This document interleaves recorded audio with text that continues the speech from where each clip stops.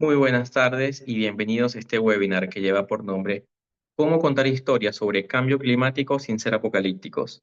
Mi nombre es Abel López, soy periodista y trabajo en Sachamama, una organización ambientalista sin fines de lucro en la que tengo el placer de liderar Huella Cero, un programa cuyo fin es educar e informar a las comunidades hispanas sobre clima y medio ambiente. Esta es la primera edición de 2025 del reconocido seminario Media Climate Accelerator Training, dirigido a periodistas hispanos y abierto a la comunidad en general interesada en participar. Hoy tenemos a Thais Gadea Lara, una reconocida periodista experta en cambio climático. Durante este webinar vamos a tener una presentación de Thais en la que ella desarrollará el tema y después tendremos una sección de preguntas y respuestas. Quiero invitarlos a que dejen de antemano sus preguntas en los comentarios y durante la jornada o al final de la ponencia serán respondidas. De antemano, muchas gracias a todos por asistir y a continuación te doy la palabra, Thais. Bienvenida.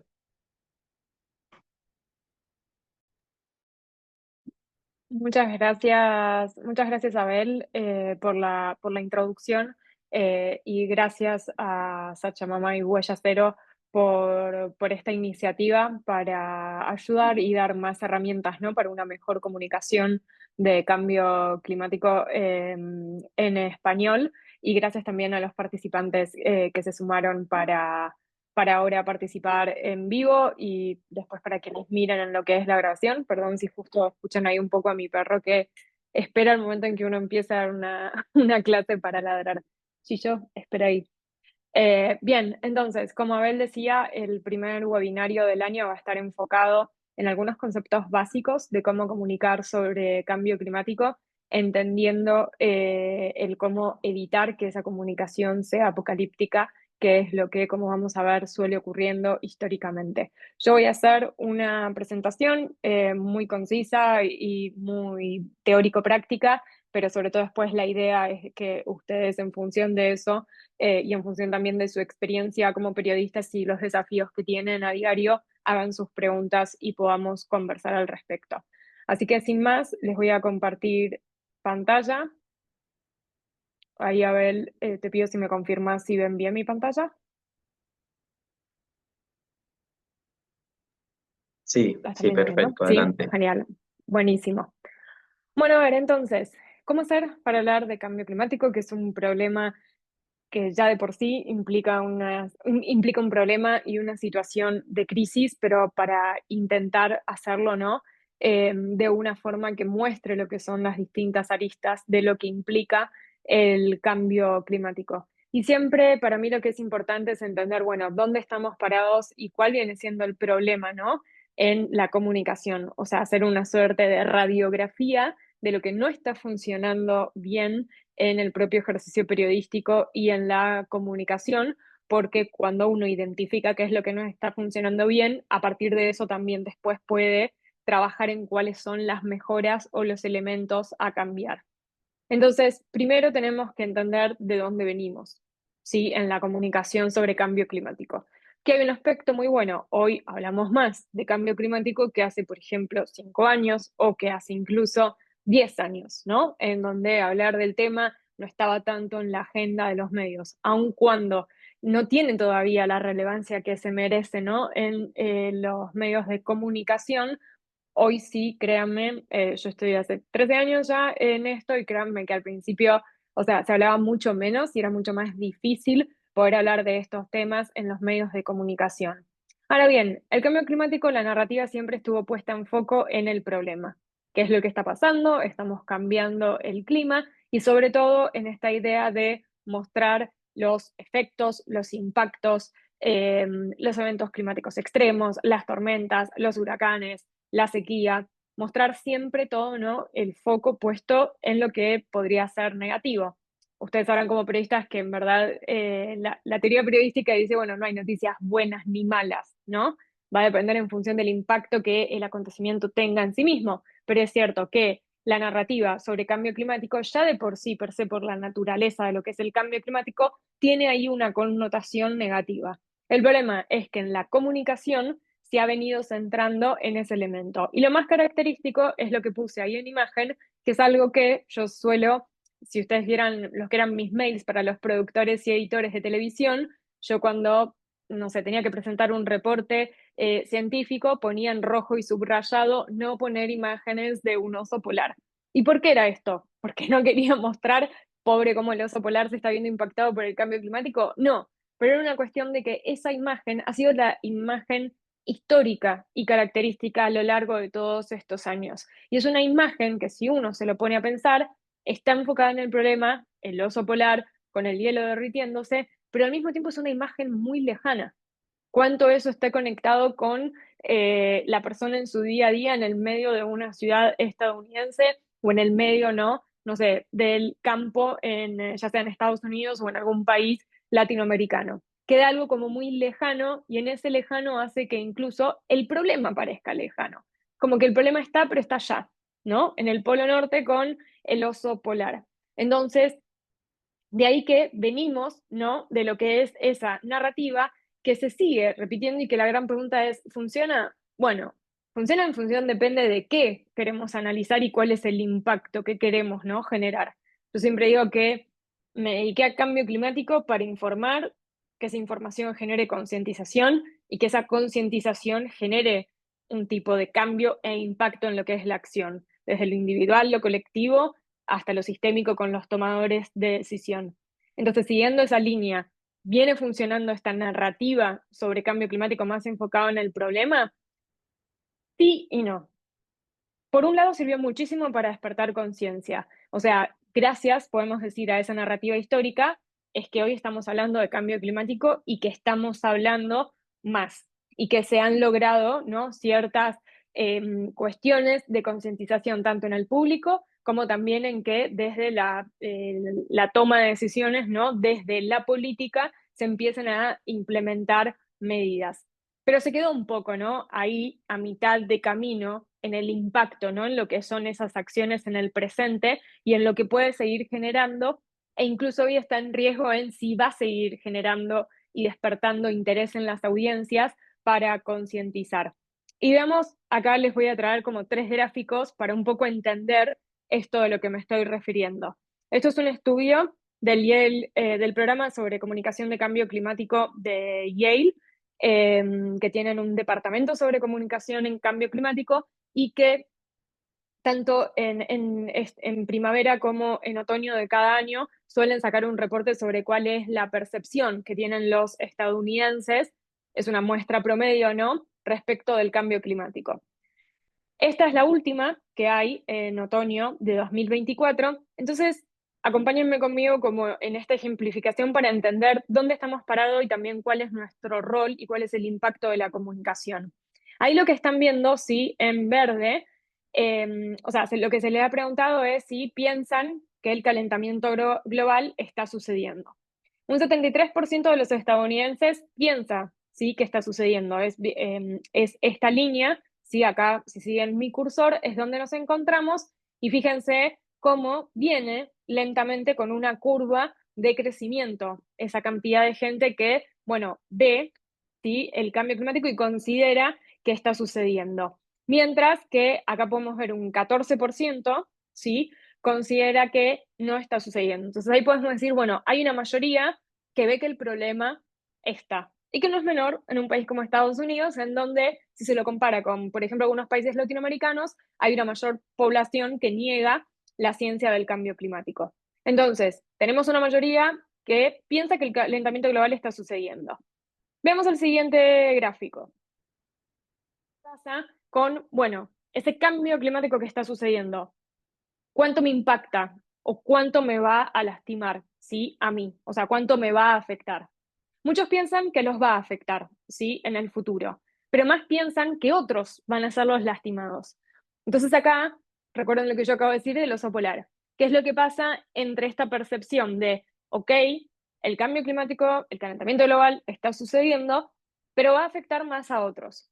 Ya sea, por ejemplo, acá, un mayor porcentaje cree que va a afectar más, sí, a las generaciones futuras, entonces ya no estoy percibiendo como que es una situación muy del presente, va a ser algo más del futuro, que va a afectar más a otras especies animales, a plantas, a países en desarrollo, o incluso a lo que son los países más pobres, y en menor medida es que uno empieza a ver, ok, me va a afectar a mí, a mi personalidad, a mi familia, a la gente en mi comunidad.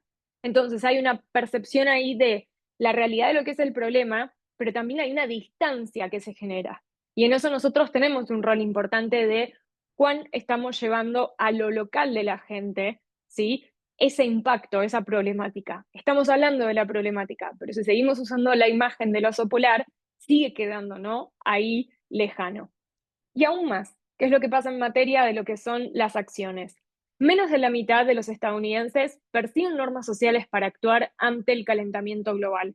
Cuando se les preguntó cuánto esfuerzo tienen que hacer tu familia y tus amigos para reducir el calentamiento global, podemos ver que acá que es, bueno, poco esfuerzo, un moderado, sí, esfuerzo, pero ahí se ve esto como de, bueno, no hay una identificación de lo que tenemos que hacer, ¿sí? Frente al calentamiento global. Entonces, ahí es esta parte también, tenemos como una suerte de, digamos, de dos grandes elementos acá a considerar. Por un lado, qué es lo que ocurre en cómo estamos mostrando en lo local, el problema del cambio climático para la gente, para que lo perciba como algo que no solo les va a afectar en el futuro, sino que ya les está afectando, y qué es lo que pasa con esto de esta brecha que hay, ¿no? Entre, bueno, lo que es el problema y después lo que tenemos que hacer ante eso, y si nos tenemos que forzar ante eso, o simplemente con reciclar, listo, resolvemos, ¿no? Lo que es la cuestión. Entonces, esto es una radiografía, ¿no? Del estado de situación que tenemos en este caso con la percepción de lo que ocurre en Estados Unidos. Y aún hay más. Con la narrativa, ¿sí? Más apocalíptica, podríamos decir, que venimos teniendo, ¿no? De lo que es el cambio climático, también lo que se genera es una respuesta de que la gente quiere evitar las noticias sobre cambio climático. No incluso, algunos quizás, bueno, los que niegan, obviamente quizás por ese motivo. Pero en líneas generales, ustedes fíjense, les puede pasar hasta a ustedes mismos. Prenden la televisión, noticias de guerra, crisis económica, crisis social, todo negativo, y encima vamos a venir a hablar de cambio climático. Y encima vamos a hablar de sequías, inundaciones, de que hay que modificar hábitos de consumo. Es lo que se llama que genera, sí, una fatiga respecto de las noticias en las audiencias, en donde se utiliza este concepto porque la gente está cansada de ese tipo, digamos, de la realidad negativa. Entonces, ¿qué es lo que pasa si encima hablamos de un problema con una narrativa que es aún más problemática, que es digamos, que se la plantea todo el tiempo en términos de crisis y que se la plantea en términos de apocalipsis, entendiendo que hacerlo de una manera apocalíptica es que es, ¿no?, el fin del mundo. Y tener esa narrativa lo único que genera es un tipo de bloqueo en la audiencia. Porque si yo te digo que básicamente, bueno, listo, ya está, todos nos vamos a morir porque va a aumentar la temperatura, y bueno, ¿para qué me voy a ocupar del problema si va a suceder eso, ¿no? Pensando en una audiencia que quizás no tiene toda la información.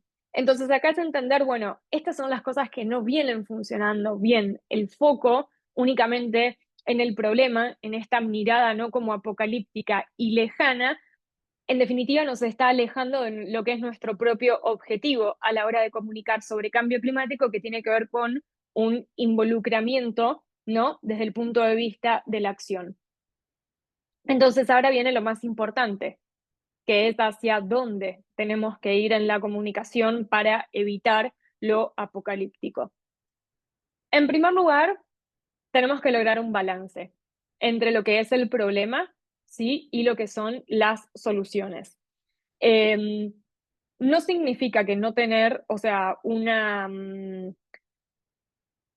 perdón, esto voy a ir ahora en el segundo punto, pero lo que voy es que no es que tenemos que dejar de hablar del problema, ¿sí? Evitar una narrativa apocalíptica no significa de que, bueno, nos pasemos al otro extremo y solo hablemos de lo que son las acciones. Hay que hablar, sí, de lo que es el problema. Lo que hay que evitar es caer en un extremo u otro, hablar solo del problema con una mirada apocalíptica, hablar solo de las soluciones como si estuviéramos en Narnia. ¿Sí? Hay que lograr un balance entre ambos. Entonces, hay que evitar, por ejemplo, titulares como estos, en donde por un lado tenemos este titular acá que dice el límite crítico, el planeta incumplirá el Acuerdo de París mucho antes de lo esperado, en donde ahí ya puede generar en la audiencia, ¿no? Este efecto de, bueno, listo, estamos incumpliendo el único acuerdo que existe sobre cambio climático, cuando encima ese titular es erróneo, porque está confundiendo ahí lo que es el aumento, el calentamiento de 1 año respecto de lo que habla el límite del Acuerdo de París, que es el calentamiento a largo plazo, que se tiene que sostener en muchos años y no en lo que es el calentamiento de uno solo. Entonces, no solo hay un error en lo que es ese titular, que lo elegí porque es un titular muy repetido cada vez que el calentamiento, que el aumento de las temperaturas de 1 año está cerca de lo que es el 1,5, pero encima ya genera una cuestión de, bueno, no se está cumpliendo. ¿Por qué yo voy a tener que reducir el consumo de carne? Y ahí paso entonces a otros de los ejemplos de titulares, en donde hay un verbo acá que a mí siempre me enoja mucho, que es cuando se utiliza lo de salvar al planeta. O sea, la presión, ¿no? Piensa en eso también es apocalíptico. Hablar de que, bueno, si vos reducís el consumo de carne, estás salvando el planeta, cuando también es falso. Porque, o sea, porque nosotros acá, los que reduzcamos el consumo de carne, no vamos a salvar al planeta. Y además es erróneo en un segundo elemento, que todo esto de la acción climática no se trata de salvar al planeta, se trata de cómo la humanidad, ¿no?, puede vivir adaptándose a un mundo en cambio climático. Y por otro lado, el otro titular es lo mismo, cómo mejorar la conciencia ambiental para salvar al planeta. Si ustedes ponen cambio climático y salvar al planeta en Google, en noticias, se van a encontrar con muchísimos de estos titulares. Y ponen una presión respecto de lo que es la responsabilidad de la ciudadanía, que es errónea, que es falsa, pero que también puede generar, ¿no?, ahí una presión de impotencia de, bueno, depende de mí realmente como toda esa cuestión, y puede generar el tipo de reacción, bueno, porque los políticos no hacen nada y yo tengo que hacer algo para salvar al planeta.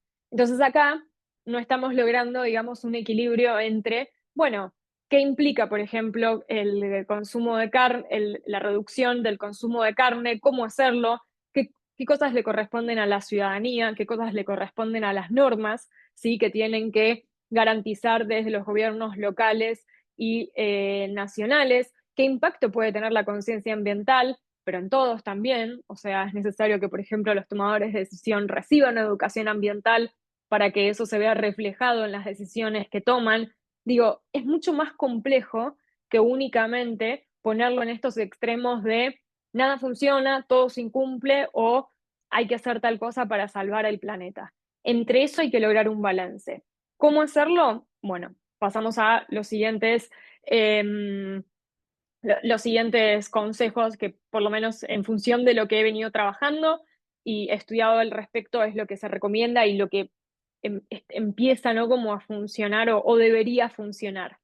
Como decía, no tener una narrativa apocalíptica no significa que no tengamos que hablar del problema. Todo lo contrario. Es fundamental que hablemos del problema, porque el problema va a ser la base argumentativa, ¿sí?, para la necesidad de acción, para lo que hay que hacer o para lo que se está haciendo. Entonces, sin el problema no se entiende por qué tenemos que actuar.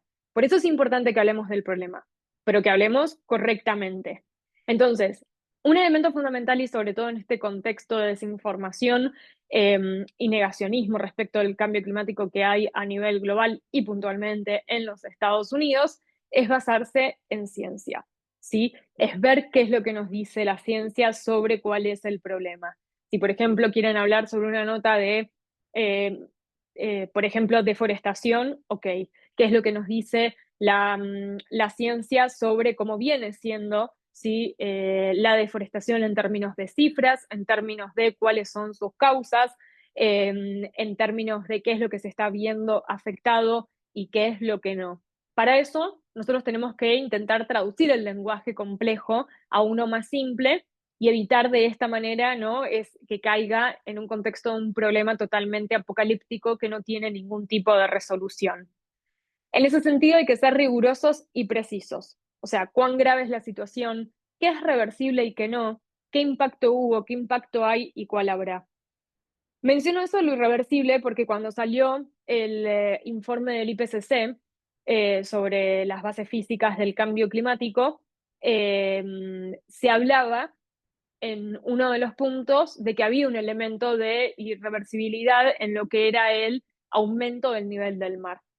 Y después en muchas coberturas se dijo, bueno, que la ciencia decía que había efectos irreversibles del cambio climático. No es lo mismo decir que hay una irreversibilidad en un elemento de todos los cambios que hay en el sistema climático a decir que hay, ¿no?, efectos irreversibles del cambio climático. Porque ya eso da muestra de otra cuestión, ¿no? Como de otro panorama.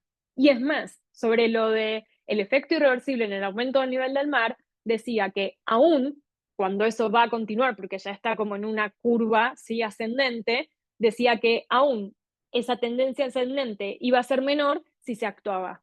Entonces, aún en la irreversibilidad, había todavía un espacio, ¿sí?, de mejora para que se actúe. Y eso era lo más importante de comunicar sobre eso. O sea, sí, es gravísimo que ya eso no lo podamos modificar por completo, pero lo podemos hacer menos peor, mal hablando, ¿no? Eh, entonces, esas son las cosas en las cuales nosotros tenemos que ser más rigurosos y precisos, ¿sí? Y así como yo les estoy explicando esto a ustedes, bueno, yo para hacer eso me tuve que estar leyendo el reporte, preguntando a los autores qué implicaba eso, y eso implica tiempo, ¿sí? Y ahí es donde ustedes me podrán decir, bueno, hoy es difícil, en donde todo tiene que ser instantáneo, todo tiene que ser, ¿no?, para el tweet ya y ahora. Bueno, ahí va a estar en el diferencial de cobertura también que queremos dar, porque son temas complejos. Y en ese sentido, tratar de no exagerar lo que dice la ciencia sobre el problema solo para el clickbait, ¿sí? O sea, evitar todo tipo de expresiones y titulares, como este ejemplo que yo ponía de la irreversibilidad, que impliquen fin del mundo. Y con esto no quiero decir, bueno, mientan. No, yo soy la primera que si en algún día vea que el reporte dice ya está, ya no se puede hacer nada, y bueno, habrá que comunicar eso. Pero eso no es lo que está aún. No estamos en ese estado de situación. Estamos en un estado de situación de crisis, sí, de una crisis, o sea, muy importante, pero si hay algo que todavía la ciencia nos dice es que hay una ventana de posibilidad de acción. Entonces, eso es lo importante, ¿sí?, de comunicar, comunicando primero el estado de situación del problema, porque estamos en crisis es que es necesario actuar.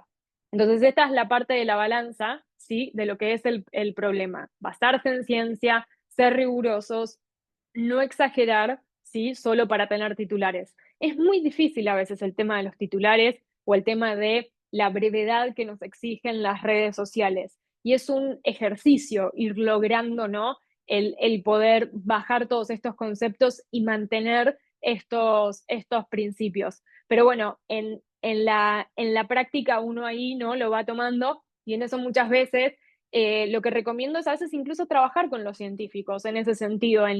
Yo a veces lo que hago es, entonces, ¿no?, después de que tengo toda una entrevista, ¿te parecería que está bien si titulo de esta manera? Sí, porque lo que más ellos quieren es que esto se informe y se comunique bien. Entonces, no se sientan mal ahí en cómo consultar con ellos ciertas cuestiones para garantizar precisión en un lenguaje sencillo. Entonces, hablamos del problema en la balanza, hablemos de lo que son, yo puse soluciones, a mí no me gusta usar soluciones. ¿Por qué? Porque estamos en un estado del problema en el que es muy difícil, como que es algo que en verdad soluciona o resuelve el problema. A mí me gusta más hablar y siento que es más apropiado hablar de acciones. Y en plural, ¿sí? Em, y en esto hablar de las soluciones y la acción climática, en el péndulo entre problema y solución, ¿sí?, en el caso de lo que es el problema solemos ser apocalípticos, en el caso de las soluciones nos vamos a Narnia, naif, ¿no? Y entonces me acuerdo que una vez leí un titular que era algo así como si tener una mascota iba a salvar el planeta o no. Yo dije, wow, ya es demasiado. O sea, ya no fuimos, ¿no?, a otro extremo. Entonces, tampoco hay que caer en eso, y yo generalmente suelo dar esta imagen de la típica nota de una familia en un lugar alejado, ¿no?, que o tiene paneles solares o que hace compost, como el ejemplo de solución ante el cambio climático. Está buenísimo eso, ¿sí? Pero eso no es, no va a modificar, o sea, no va a cambiar, no va a mover la aguja en lo que hace a la acción climática sistémica que se requiere. Es necesario, pero si solo la cobertura es sobre eso, hay algo que estamos dejando de lado.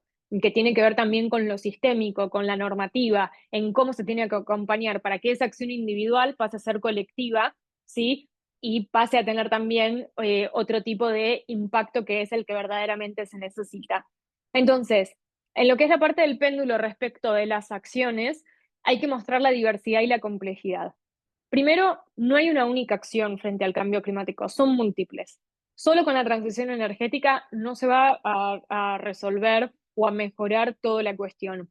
Y en eso a mí siempre me gusta poner el ejemplo de que cuando para el podcast de National Geographic sobre cambio climático entrevistamos a Carlos Nobre, que es el máximo científico climático de la Amazonía, me acuerdo que en el detrás de escena, mi equipo siempre me cargaba que era como, ahorita dices todo cambio climático, cambio climático, cambio climático, y me decían, hay otras cosas. Entonces le preguntamos a Carlos Noble, bueno, ¿cuál era la principal amenaza para la Amazonía?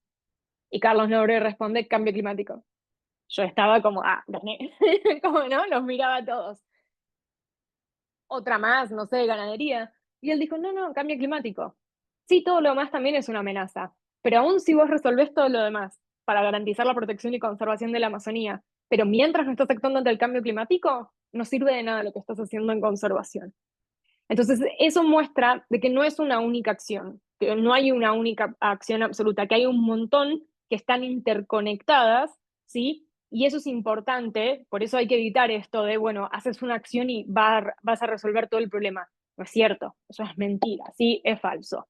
Después hay que entender que cada acción tiene un impacto, incluso las acciones, incluso las renovables, o sea, tienen un impacto, hay que ver dónde se instalan, bajo qué medidas, qué evaluaciones de impacto ambiental si se realizan, o sea, todo tiene un impacto. Hay que analizar también eso, hay que ver qué oportunidades y desafíos implican cada acción en función también de determinados lugares. No es lo mismo una medida de acción climática, cómo puede funcionar en un lugar de Estados Unidos a cómo puede funcionar en otro. En un lugar puede ser buenísima, en otro quizás no es la apropiada, quizás hay que adaptarla de otra manera. Después, en esto que mencionaba, hay que tratar siempre de mostrar las conexiones y las complementariedades entre lo individual, lo colectivo y lo sistémico. Lo individual por sí solo no va a funcionar, lo sistémico por sí solo tampoco. Todo se necesita, ¿sí? Porque la implementación de lo sistémico se va a realizar en lo colectivo y lo individual también necesita del acompañamiento y de ciertas garantías, ¿no? De lo sistémico. Entonces es importante, o sea, aun cuando su historia se puede centrar en lo que hace una comunidad, nunca se olviden de, ok, ¿y qué es lo que pasa a nivel política? ¿Hay algo que podría mejorarse acá? ¿Hay algo que está faltando? O incluso hay algo que está permitiendo que en esta comunidad se estén usando más energías renovables. Después, cuando hablamos de acciones, pensemos en cuáles son las acciones que ya se están implementando, cuáles son las acciones que se necesitan, cuáles son las acciones posibles y cuáles son las acciones que se implementan en otros lugares que podrían imitarse en este lugar. Quizás no en un 100%, quizás adaptándola, pero siempre ver lo que funciona en otro lugar sirve. ¿Sí? O sea, no tener en cuenta únicamente, bueno, esto, lo que se está haciendo o solo lo que se necesita. Siempre en esa diversidad de las acciones hay un poco de todo. Y en línea con eso, les traigo dos ejemplos de dos notas que trabajé. Yo el año pasado tuve la oportunidad de trabajar y vivir en Dinamarca, y cuando yo llegué a Dinamarca empezaron las discusiones para poner un impuesto al carbono a las emisiones del ganado. O sea, básicamente un impuesto al metano, ¿no? Más otros gases que generan las vacas. Y eso se termina de implementar justo cuando, o sea, al final de lo que era mi estadía en Dinamarca. Entonces viví como ahí todo el proceso y lo que era toda la discusión, y tuve la oportunidad de conocer al economista al que le pidieron que haga los distintos análisis de cómo tenía que ser este impuesto. Entonces, a la hora de escribir un artículo, yo lo que pensé es como, bueno, Dinamarca, a ver, es una esfera, ¿no? Y tiene un montón de condiciones que son distintas de otros países, ya de por sí por la escala y demás.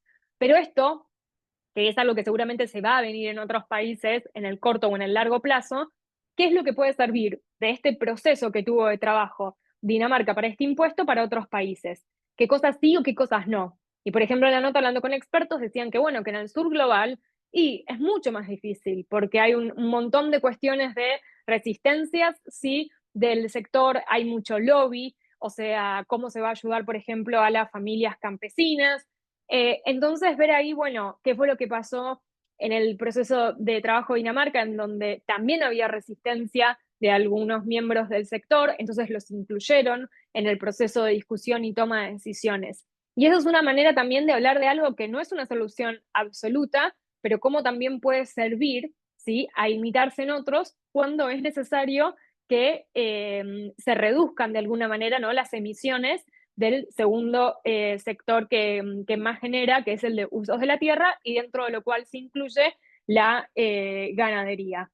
Y otro ejemplo, esta nota es reciente, es de marzo, en donde hubo una tormenta, o sea, sin precedentes en Bahía Blanca, que se ubica al sur de la provincia de Buenos Aires, en donde, para que se den una idea, en menos de 12 horas cayó la misma cantidad de agua que tiene que caer en lo que es, digamos, medio año en Bahía Blanca, y que la ciencia demostró de que digamos, hay una atribución del cambio climático en las precipitaciones, ¿no? O sea, que sin el cambio climático no hubiera tenido las características que tuvo.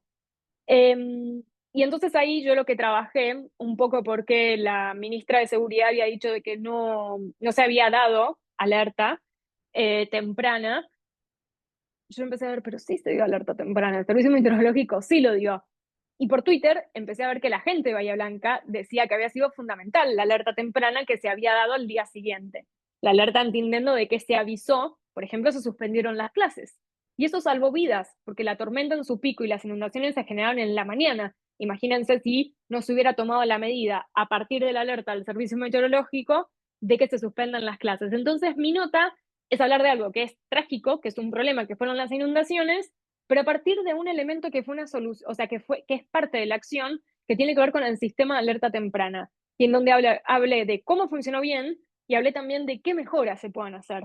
Entonces, de esa manera estoy hablando del problema, de las soluciones, y estoy intentando que sea algo constructivo pensando en qué es lo que hay que mejorar, porque nada al momento está implementado perfecto, si no estaríamos en otro estado de situación. Por último, dar voz a los distintos actores en sus roles, ¿sí? Como ustedes saben, es fundamental en periodismo diversidad de fuentes, en cantidad, en calidad y en representación. Pero hay algo que pasa con cambio climático, que es que entrevistamos a las fuentes y a veces no en el rol que corresponde. ¿Y qué quiero decir con esto?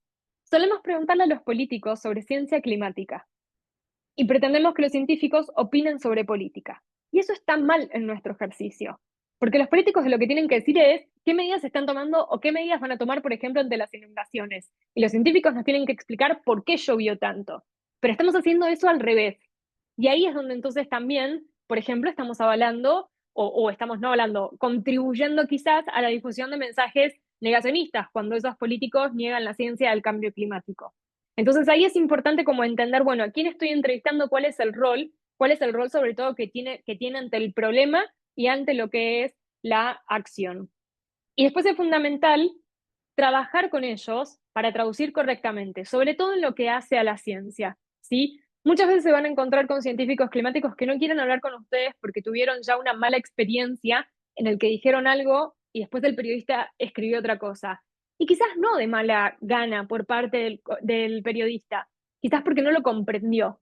Entonces acá no tengan miedo en repreguntar y hacer incluso las preguntas que ustedes consideren como más tontas, porque lo más importante es que nosotros comprendamos lo que nos dicen los científicos para poder traducirlo correctamente. Y ahí es importante que mejoremos nosotros la relación y la comunicación con los científicos. Y esto es algo que se los digo como resultado de toda una parte del trabajo que hice en Dinamarca, que implicó que durante 5 meses estuve todas las semanas reuniéndome con científicos, y esta fue una de las conclusiones, que teníamos que mejorar ese vínculo, que ellos también tienen que entender que nosotros no somos científicos, nosotros somos comunicadores de lo que es su trabajo. Entonces, ahí también es esto, y esto es algo que no solo eran con científicos de Dinamarca, era a nivel global, pero es algo que creo que ustedes, o sea, si vienen trabajando con científicos, deben identificar esto de la dificultad que muchas veces hay, ¿no?, en la comunicación con los científicos, y que para nosotros hay muchos temas, a veces cuando venimos hablando mucho de huracanes, bueno, uno ya entiende algunos elementos, pero de golpe quizás tenemos que hablar de otra cuestión de deforestación que nos resulta, ¿no?, totalmente extraña. Y quería terminar con algo de algunas de las cosas que algunos líderes de medios en un informe que se hizo en 2023, que decían que estaban tratando de implementar en sus redacciones para justamente evitar esta fatiga, ¿no?, o este distanciamiento que estaban tomando las audiencias, ¿sí? Entonces, ahí lo que van a poder ver en inglés, voy a hacer como una traducción, que era lo que ellos consideraban de posibles maneras, ¿sí?, para contrarrestar la evasión que puede haber de las audiencias sobre las noticias climáticas. Los tres elementos, lo que más ellos están implementando tiene que ver con periodismo que explique, formatos de preguntas y respuestas, por ejemplo, hacer un artículo de, bueno, cuál fue la incidencia del cambio climático en una tormenta, cuál es el rol del cambio climático en los incendios, cómo prevenir incendios a futuro. Eso tiene que ver con un periodismo que sea más explicativo y que tiene que ver con esta traducción de lo complejo a lo simple. Y después el periodismo de soluciones y constructivo, que es esto que, por ejemplo, yo les decía en cómo yo lo implementé, porque de hecho yo a Dinamarca en lo que fui a trabajar fue en periodismo constructivo para cambio climático y que tiene que ver con esto. Más allá de lo que puede ser una nota de Dinamarca implementa un impuesto al carbono de las vacas, en verdad fue, bueno, ¿qué nos enseña? ¿Qué podemos aprender, sí, de esto? Más allá de hablar del impacto de las inundaciones en determinado lugar, ¿qué nos enseñan sobre el sistema de alertas tempranas? ¿Cómo se puede mejorar? ¿Cómo se puede imitar? ¿Sí? Fíjense que todo lo que solemos nosotros creer que puede funcionar, como que sean historias inspiracionales, ¿sí?, que sea un periodismo más de historias positivas, es lo que menos los líderes de medios están considerando que puede funcionar, ¿sí?, para mantener, digamos, la atención de las audiencias. Entonces, por ahí me parece que tiene que ir la estrategia. Creo que con eso estoy justo en lo que va de tiempo y ahora nada, me encantaría que sus reflexiones, sus preguntas en lo que tengan al respecto.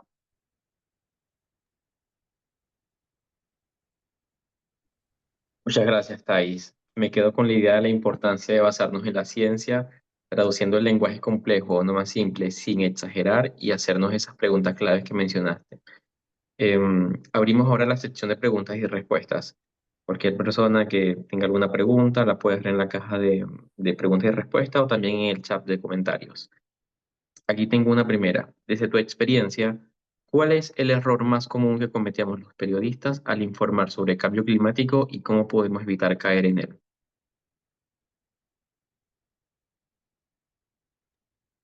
Creo que un poco tiene que ver con lo que mencionaba en esto, ¿no? De buscar extremos de...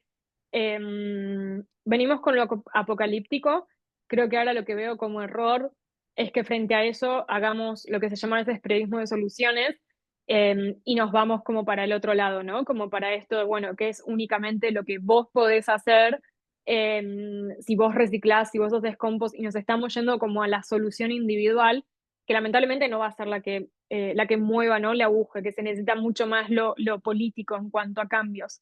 Entonces, siento de que tenemos que lograr ese balance, ¿no?, entre lo que es, al hablar de acciones, en conectar lo individual con lo colectivo y lo sistémico y a la inversa.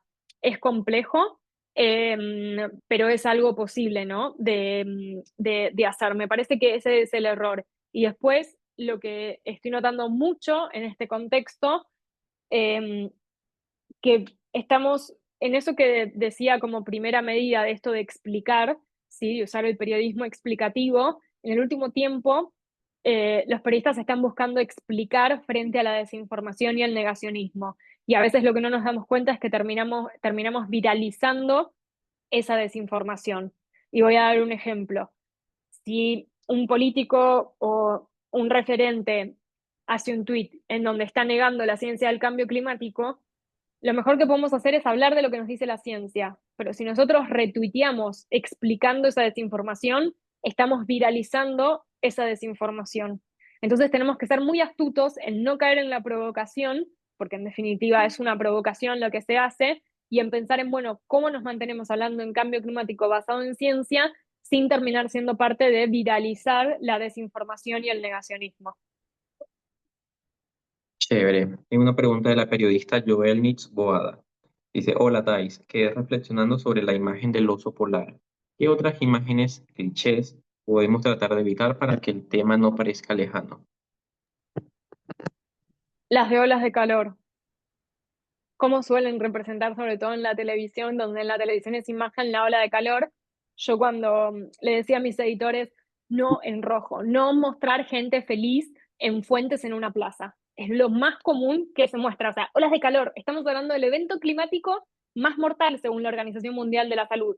Tampoco digo que a las 8 de la mañana vamos a mostrar a alguien muriéndose de calor, pero mostrar, no sé, adultos mayores, que son uno de los grupos más afectados, hidratándose. O sea, hay otras herramientas, ¿sí? Visuales. Sé que es muy complejo cuando sobre todo se trabaja para televisión, pero tampoco podemos mostrar a gente feliz refrescándose en la plaza porque ese no es el concepto, ¿no? De ola de calor. Entonces tenemos que tratar de como que sea lo más realista, ¿no? De poder, para que represente también pensando en la acción, porque si yo muestro a la gente feliz o sea, en una fuente, la gente no entiende de que si ese día va a ser 50 grados de calor, trata de evitar exponerte, porque te va a hacer mal, no es que vas a estar feliz en la plaza hidratándote. Entonces, ese son el tipo de imágenes que tenemos que evitar y que antes de usar tenemos que pensar, bueno, ¿está realmente reflejando lo que yo quiero mostrar, pensando también en la acción? Y algo que también ocurre es muchas veces, sobre todo esto desde el lado, ¿no? Más de los meteorólogos, presentadores de noticias, no está bien que hagamos algo, ya sea si estamos en el medio de una situación de incendio, de inundación, de tormenta, no está bien que el periodista que está ahí en el lugar de los hechos haga lo que se le dice a la ciudadanía que no tiene que hacer. Está mal, porque estamos dando un mal ejemplo. Si se le dice a la ciudadanía que no esté bajo la lluvia cuando hay tormenta eléctrica, yo entiendo que está buenísimo mostrar que hay tormenta eléctrica atrás, pero hay que encontrar otra manera y hoy la tecnología no ahí o sea, nos da muchos más recursos para mostrar eso en una pantalla detrás del periodista y no que el periodista esté haciendo lo que no corresponde. Porque esto, de nuevo, no es para dar un sentido de gravedad, pero no estamos actuando bien ante los eventos climáticos extremos, porque no estamos comunicando como corresponde para que la gente tome las medidas necesarias. Estamos subestimando mucho lo que hay que hacer frente a los eventos. Bien, hay una tercera pregunta de Andreina Barreto. Dice, ¿qué debemos evitar como periodistas cuando hablamos de acciones para aliviar el cambio climático? ¿Qué evitar? A ver, diría evitar solo concentrar, o sea, mucho cuidado sobre todo con las acciones individuales para no poner tampoco una presión que es, o sea, innecesaria y que tampoco es cierta. Eh, Y también ahí mostrar como la diversidad respecto a lo que es esa acción, ¿no? O sea, por ejemplo, en tema de alimentación, es un tema hiper delicado y en donde no es en todos los lugares lo mismo. Entonces, decir que por sí reducir el consumo, sí, de carnes es lo que va a ayudar, bueno, depende.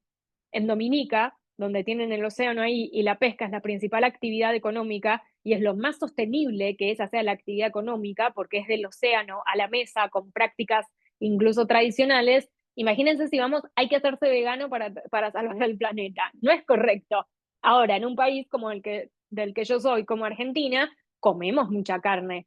Tampoco vamos a pretender de que sea un país, porque también acá hay producción ganadera, pero sí quizás hay que hablar de reducción, hay que hablar quizás de mejoras en el tipo de producción de carne para que no sea intensivo y no recargue ahí lo que es la presión sobre los ecosistemas.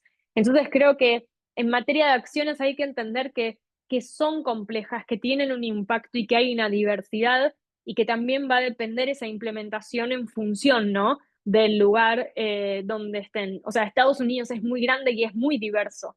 La misma acción no se va a poder implementar de la misma manera, ¿sí? En distintos lugares. Gracias, Thais. Una pregunta adicional.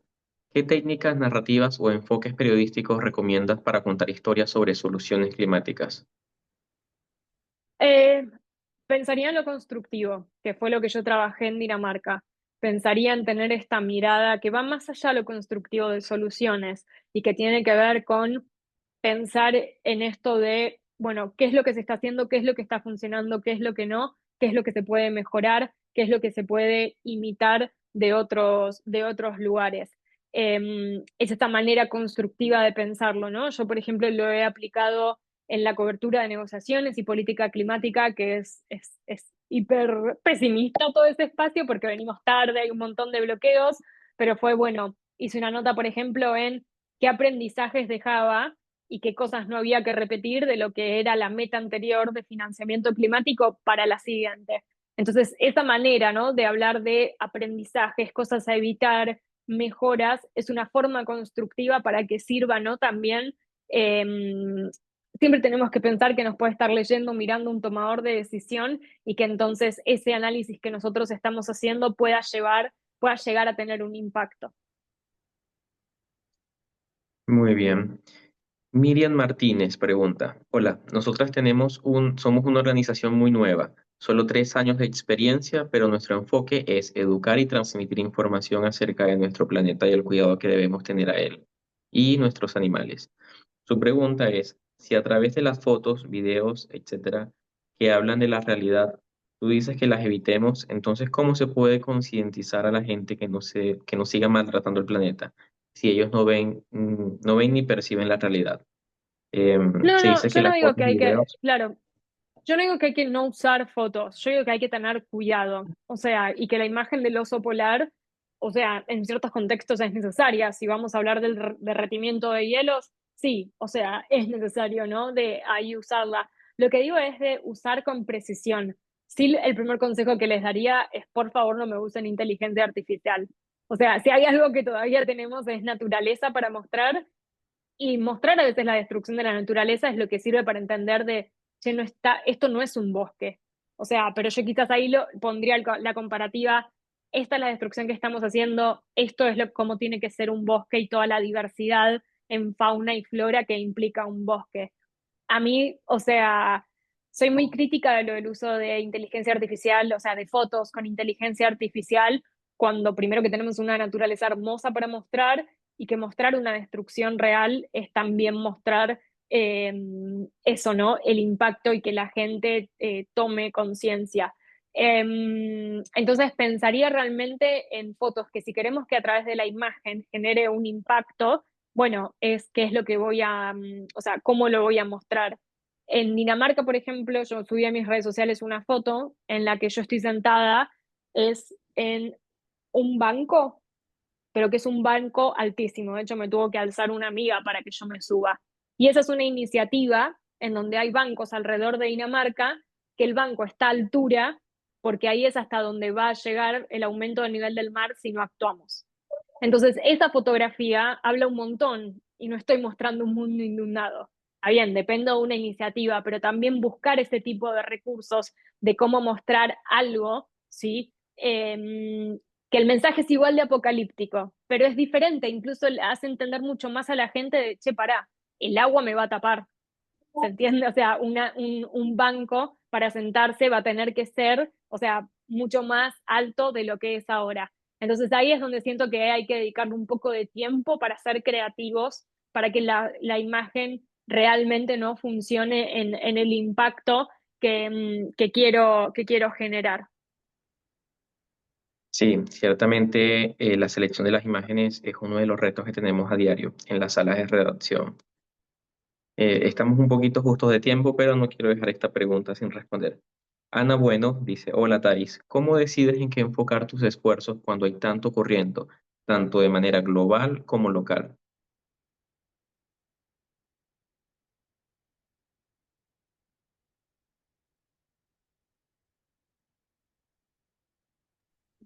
Perdón, ¿esfuerzos ahí en lo profesional o en lo personal? O en ambos. No sé ahí a qué se refiere bien. A ver si no van así en el chat. Em, Sí, pero bueno, yo creo que ahí igual, o sea, estoy tratando como ahí para comprender la pregunta, creo que ahí lo puso. Laboral, ok. ¿Cómo enfocar en lo laboral? Porque sí, ahí cuando me la estaba como haciendo la pregunta para entenderla. Hay mucho ocurriendo. Con eso les voy a decir algo que fue una recomendación y que la tengo como un post-it pegada ahí en un corcho. cuando hice la capacitación con la Red de Cambio Climático de Oxford, la última sesión fue sobre salud mental para periodismo climático. Y un psiquiatra de la Universidad de Toronto nos dijo algo que me pareció como muy necesario y que es que nosotros tenemos que estar bien para poder hacer nuestro trabajo. Y a veces el problema de lo que tiene el cambio climático es que como ella es una crisis, no nos permitimos, ¿no? Como ningún tipo de descanso y queremos estar todo el tiempo hablando de lo que pasa de un lugar a otro. Y él lo que decía es, el cambio climático va a seguir ahí, va a estar, pero si nosotros mientras, o sea, no nos organizamos y no administramos también nuestra energía y nos mantenemos saludables, no vamos a poder comunicar correctamente. Entonces yo creo que en términos de esfuerzos, intento un poco, bajo ese mantra, digamos, como intentar equilibrar. Y sí, quizás no voy a poder responder a todo lo que está ocurriendo en el mundo sobre cambio climático, porque es un montón. Entonces trato de enfocar en, yo ya sé que, por ejemplo, mi segunda parte del año va a estar mucho más enfocada en lo que es la COP, ¿no? La conferencia de cambio climático. Y eso yo ya sé que siempre es así. No significa que voy a dejar de hablar de otros temas de lo que ocurran, pero el mayor foco de mi tiempo, energía y esfuerzo va a estar en eso. Entonces sí, la primera parte del año intento dedicarla a poder comunicar sobre otras cosas.